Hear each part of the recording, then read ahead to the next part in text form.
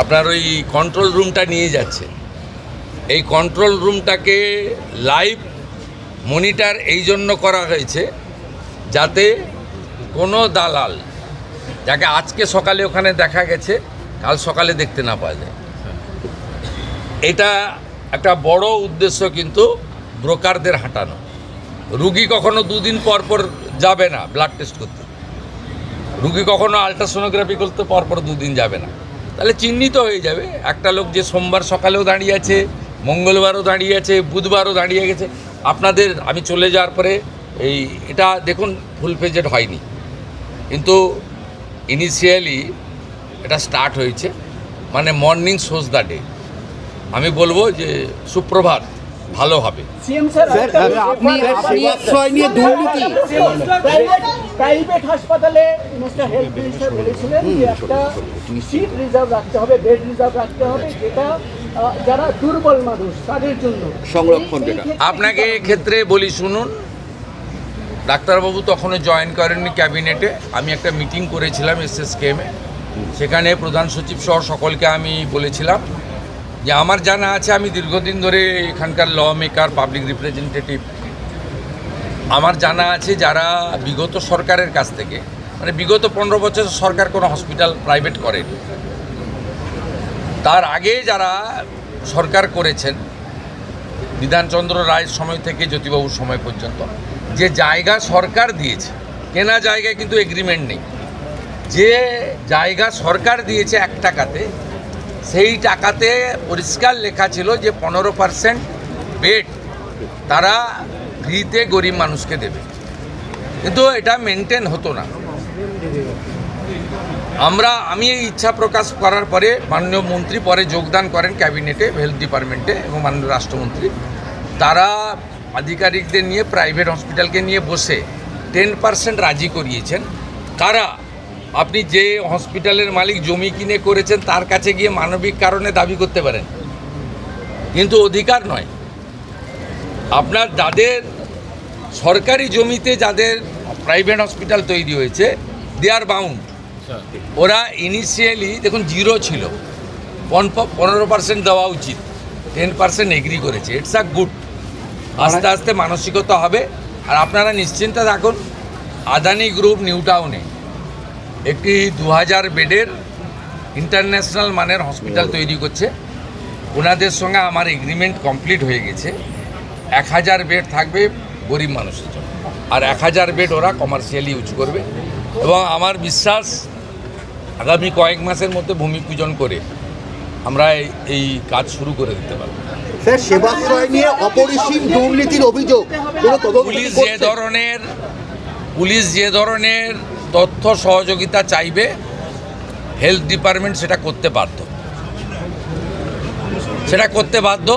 এবং এক্ষেত্রে হেলথের কিছু গাইডলাইন রয়েছে, সে গাইডলাইন মেনে করবে। এটা আমাদের কাজ নয়।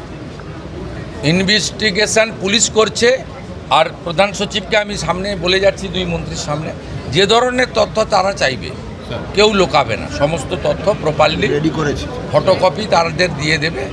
তা খুব পরিষ্কার রয়েছে, অ্যাক্ট অনুযায়ী কাজ হবে। আমাকে নবান্ন যেতে পেরেছিলাম মাননীয় মন্ত্রী, মাননীয় রাজ্যমন্ত্রী এবং প্রধান সচিবের কাছে, যে অন্য রাজ্যগুলোতে আমি কিছুদিন আগে পাটনা গেছিলাম, সেখানে স্বাস্থ্যমন্ত্রীর অফিসে দেখে এসেছিলাম যে কন্ট্রোল রুম সমস্ত sub division hospital, district hospital, medical college, state হসপিটালগুলোকে ডাইরেক্ট মনিটরিং হচ্ছিল, পরিষ্কার আছে কিনা, এমার্জেন্সিতে রুগী পড়ে আছে কিনা, আউটডোরে ব্রোকার আছে কিনা, ঠিকঠাক হচ্ছে কিনা, বাইরে যে হসপিটালের একটি সুন্দর স্বাস্থ্যসম্মত পরিবেশ ঠিকঠাক আছে কিনা, গার্বেজ ক্লিনিং আছে কিনা, এইসব জিনিসগুলো আমি ওখানে দেখে এসেছিলাম। আমি মাননীয় মন্ত্রী, মাননীয় রাজ্যমন্ত্রী এবং প্রধান সচিবকে বলেছিলাম যে এখানে একটা এরকম বানানো। এরা পুরোটা এখনও রেডি হয়নি, ইট উইল টেক টাইম, আরও 1 মাস লাগবে। আজকে 15-16টা স্টেট হসপিটাল এবং পাশাপাশি জেলার 2-1টা হসপিটালে ওরা করেছেন। আমি কিছু সাজেশন দিয়ে গেছি, মাননীয় মন্ত্রী নোট করেছেন, প্রধান সচিব নোট করেছেন। আমি এটাকে 30শে জুলাইয়ের মধ্যে বলেছি সাব ডিভিশন লেভেলে নামিয়ে দিতে এবং কিচেন পর্যন্ত মনিটরিং করতে। বাইরে পার্কিং এবং যেখানে আমাদের ফেয়ার প্রাইস সব রয়েছে, আগামী দিনে জনঔষধি কেন্দ্র হবে, সেই জায়গাগুলো ঠিকঠাক করে দেখতে। ওয়ার্ডের ভিতরে কিছু রেস্ট্রিকশান রয়েছে হেলথ গাইডলাইনে, রুগীদের দেখানো যায় না, কিন্তু মেঝেটে যে পরিষ্কার আছে কিনা দেখানো, বা আমাদের এমার্জেন্সিতে কোনো রুগী পড়ে আছে কিনা, একটা হসপিটালের যে পরিবেশ এবং যে পরিষেবা, এই দুটো ঠিকঠাক করার জন্যই একটা মনিটরিং দরকার আছে। এটা তারা করতে পারবেন। আমি ইনিশিয়ালি স্টেট হসপিটালগুলোতে যেটা দেখেছি, আমার পরিচ্ছন্নতা দেখে ভালো লেগেছে এবং আউটডোরগুলোতে একটা সিস্টেমে ডিসিপ্লিন ওয়েতে কিউ মেনটেন করে যেভাবে এন্ট্রি হচ্ছে বা তাদের চিকিৎসা হচ্ছে, এটাও ইনিশিয়ালি ভালো লেগেছে। এবং এটা আপনাদের জেনে রাখা দরকার, এটা মাননীয় মুখ্যমন্ত্রী বা মন্ত্রীদ্বয়ের সাডেন ভিজিট ছিল। আমি 9:45-এ ইচ্ছা প্রকাশ করেছি, যেহেতু আমি কাছেই থাকি এখানে চিনার পার্কে। আমাকে নবান্ন যাওয়ার পথে আমি 9:45-এ জানিয়েছি, 11:05 এসেছি। আমি এনাদের কিছু ইনপুট দিয়েছি, কিছু ওনারা আমাকে ইনিশিয়ালি দেখিয়েছেন, গ্র্যাজুয়ালি ইমপ্রুভ করবে এবং পরিবেশটাও বদলে যাবে এই বিশ্বাস আমি রাখি। অফিসাররা, আধিকারিকরা দে আর ফুললি কম্পিটেন্ট, ইন্টেলিজেন্ট, ডাইনামিক। তাদের কাজ করার জন্য গাইড করা দরকার, নেসেসারি ফান্ড অ্যারেঞ্জমেন্ট করে দেওয়া দরকার, আর এনকারেজ করা দরকার। করবেন ওরা।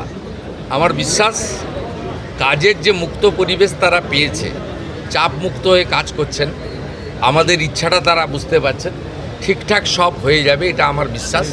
আমি চাই আগামী দিনে 54 টাকা মাত্র 3 বেলা খাওয়ারে ছিল, 110 টাকা এই সরকার করে দিয়েছে। খারাপ খাওয়ার, দুপুরেও কুমড়ো, রাতেও কুমড়ো, কুমড়ো খারাপ নয়, আমরাও খাই, কিন্তু ওই যে বললাম এত নিম্নমানের খাওয়ার, এগুলো তো ওভারলুক করা হয়েছে। 17 সালে লাস্ট খাওয়ারের টাকা রিভাইজ করা হয়েছিল, 17 আজকে 26-এর অর্ধেক হয়ে গেছে, 27 সাল আসতে যাচ্ছে। এইটা আপনার বাড়িতেও তো জিনিসপত্র বাজারে কিনতে যান, সেই জিনিসপত্রের দাম বেড়েছে। এই প্র্যাকটিক্যাল থিঙ্কিংটা বিগত দিনে যারা পরিচালক ছিল তাদের ছিল না। তারা এই যে ছোট ছোট বিষয়, মিড ডে মিলে 6 টাকা 70 পয়সা ভারত সরকার দিচ্ছে, আপার প্রাইমারিতে 10 টাকা পায়, তাহলে প্রাইমারির বাচ্চারা কেন নিম্নমানের খাবার পাবে? সেটা আমরা যে 10 টাকা করেছি। একইভাবে গর্ভবতী মহিলাদের যারা ICDS 12 টাকা ছিল, সেটাকে আমরা 14 টাকা করেছি। সেখানে আপনার 8 টাকা ছিল ICDS-এর, একদম ছোট শিশুরা যায় যারা স্কুলে যায় না, 5-এর নিচে, সেই শিশুদের খাওয়ারেও আমরা 8 টাকার জায়গায় 10 টাকা করেছি। আমাদের চিন্তা ভাবনাটা সবসময় প্রান্তিক এবং অর্থনৈতিকভাবে দুর্বল মানুষের জন্য আছে।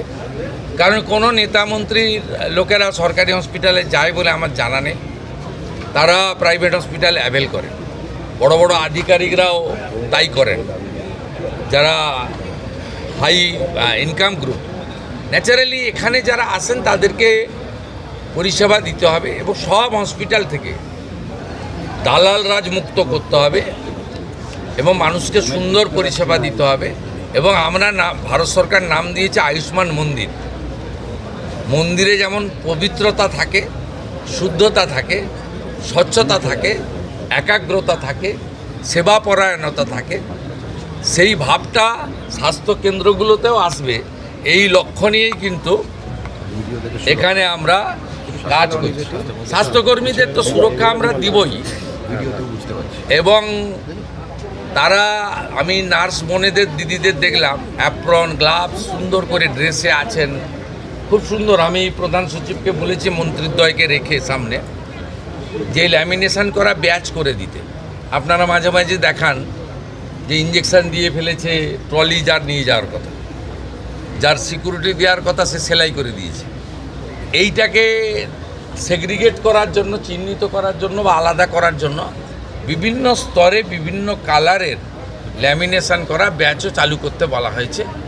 এবং আমি যেটা কলকাতাতে জোর দিতে বলেছি, তারাতলার ইনসিডেন্টের পরে নিজে চোখে দেখার পরে এখানে ট্রমা দরকার বলতে নেই, কিন্তু বড় ডিজাস্টার হলে গেলে কিন্তু সামলানোর ক্ষমতা সরকারি হসপিটালের নেই। 50-100 জন পর্যন্ত সামলে দিতে পারে, আমি দেখেছি। তাই অন্তত 250 জনকে মানে 1 মিনিটে প্রাইমারি পরিষেবা দিতে পারেন এমন একটা ট্রমা সেন্টার বানানো উচিত।